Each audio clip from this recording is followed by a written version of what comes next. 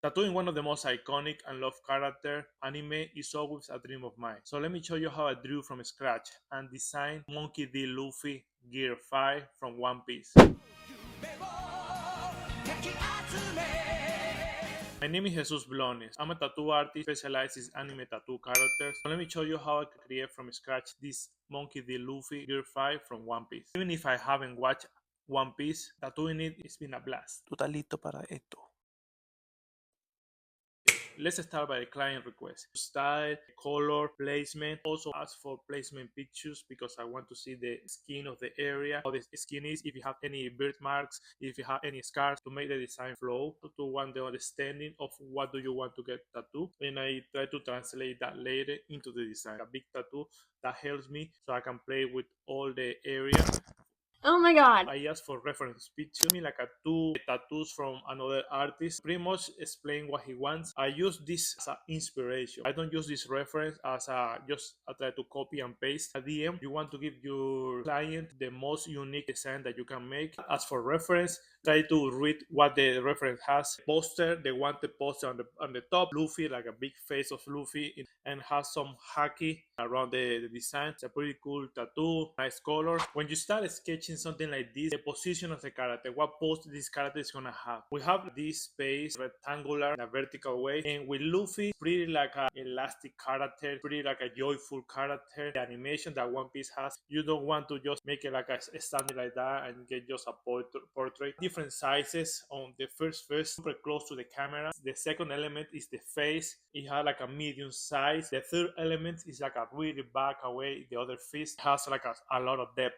When you already have the pose of the character figured out, I know how I want this character like this. It's flowing pretty well. Start playing with the composition of the other elements. My client wanted like this wanted poster in the top. How to figure out how to put it, make it flow. It doesn't like be like a sticker on the top, and that's it. I put it more a little to the side, and then the other silhouette of Luffy in the bottom, closer to the hand, so you make it flows like a in a diagonal way. When you already have the composition figured out, okay, I want this element over here, the other element over here. Right now, let's go and focus something super important, the likeness of the face. With anime characters, kind of like a fuck around too much with faces, a face that is not quite like the anime character, like the anime. You don't want a kind of like the ugly cousin of Luffy. No, you want Monkey D. Luffy. If I don't get the face right, I just figure out one pose of the face that I like from an anime shot and just bring it to the Procreate, just draw on top of it. So be aware of that.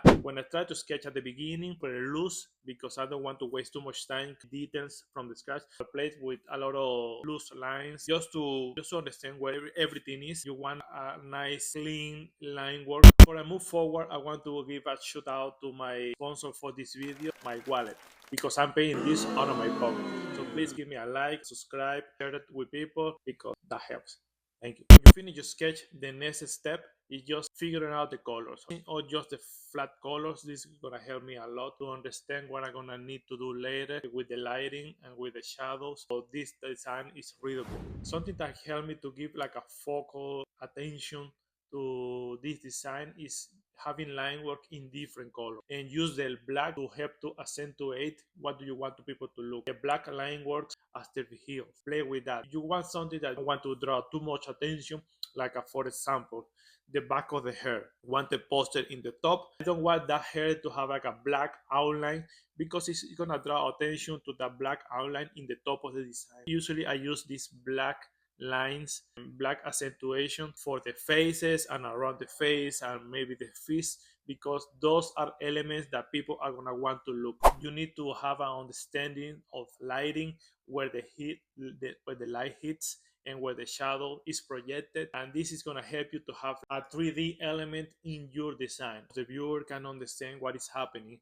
what is up front, what is in the back. Also, in a character like this, Monkey D. Luffy, it has a lot of whites. So let's play with shadows. Okay, shadows is gonna help you to give like a volume to what you're creating. Let's have this chiaroscuro to help you to understand where is the light is hitting and where is the shadow. I help you to have like a maintain a balance. Where do you need the white? Also with the chiaroscuro, you have like a figure out where is the shadows and where is the light is hitting. This is gonna help you to have a tattoo that is gonna look good for many years. So to have the light, you need the shadow. With color choosing is super important because you need to understand what is going to help you to have the things that you want to stand out. So for the background, I use a color like purple. It's going to help me to make this character stand out in this design, in this tattoo. Play with this color with purpose. But the other thing my client wanted in this design was the haki, this lighting, black lightings that the character have around them. The tattoo flows very well in a color way. So I have these purples going from purple to red. I wanted also another color to accentuate, so I choose the yellow. Some yellow sparks are flowing around.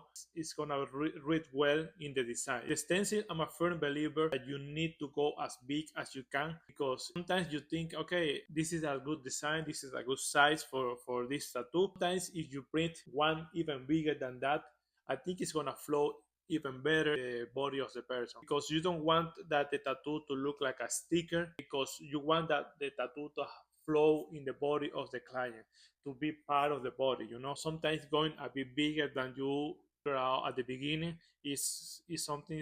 Sometimes it's a good call, so don't be scared of that. At the end, what you're gonna lose paper that you print, it doesn't matter. Okay, just print it, see it, and just paste it in the skin. Pencil, I just need to put like a two piece of paper together because it didn't fit in just one. We tattooed this in 2 different days, one full day session and another half day session. We planned it like this because it was a big design. We don't want it to rush it. Also, when you have like around 8 hours of tattooing, the tattoo is not gonna look as well as the first couple of hours because you are already tired. Be aware of your stamina. Be aware of how you're feeling because sometimes okay you want to finish it, you want to rush it, but if you give it like okay, let's wait a couple more days and go back, I think the result is gonna be so much better. Sometimes you need to figure out what you're gonna do the day of the appointment because you can plan as much as you can. Sometimes the tattoo change, sometimes the skin of the body reacts in a different ways. Plan as much as you can. That's super important, and I do that a lot. But be aware that just to adapt to what the people is needing, what the tattoo is need. If you you just follow your plan and don't care about who is telling you what the person is telling you, you might fuck it up. First session we did it on a Saturday. Did it like around I don't know 8 hours of tattooing. The next session it was the next Thursday. I told my client, let me know how you feel during the week because if you're feeling like the tattoo is sore or you don't feel like you're gonna push through like a couple more hours of tattooing, let me know that and we'll reschedule. But my client was he said, okay, I want this tattoo. I'm fine. I push through that. Okay, I say, okay, let's do. This is important because you need to ask your client how he feels, how the person is taking many hours of sitting and taking the needle, taking this tattoo. Because he's gonna tell you information that you might use how to tattoo. How to move the needle or how to speed up something or move more slower in another areas. One of the things that helped me to do these 2 days in a short amount of time, what I did on Saturday, I did in touch on Thursday. Try to work as a printer. When you start printing it, everything that you're doing, you're finishing it. You're not gonna need to go back to that area. That skin is still healing. You may damage that area of the tattoo.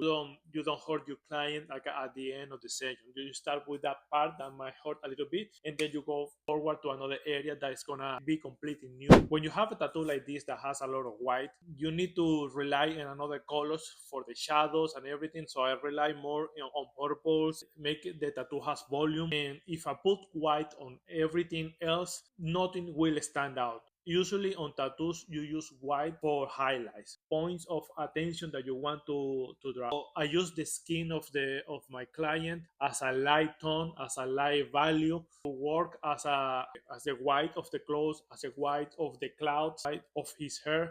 This brought me to making decision on the go. This is gonna help me to draw the attention to the eyes of the character. The end goal for me is always to do a cool tattoo for my client. When I try to do something like this, try to use every tool that you have in your arsenal: colors, shadows, composition, pose of the body, anatomy, because all of that is gonna help you to have a cool tattoo that people look at it and say, okay, this is fucking cool. The final reaction of your client checking the tattoo on the mirror and they're proud of it. They're gonna show it to more people. Make your client happy with their decision of getting this tattoo. Make them proud of what they have in the skin. Have like a good experience here in the shop, because even if they have this amazing tattoo at the end, but the experience was super painful, and the tattoo artist didn't ask them how did they feel, how was the session, if it was okay to do the next session in a couple of days and all that. If the experience is awful, you don't treat them well,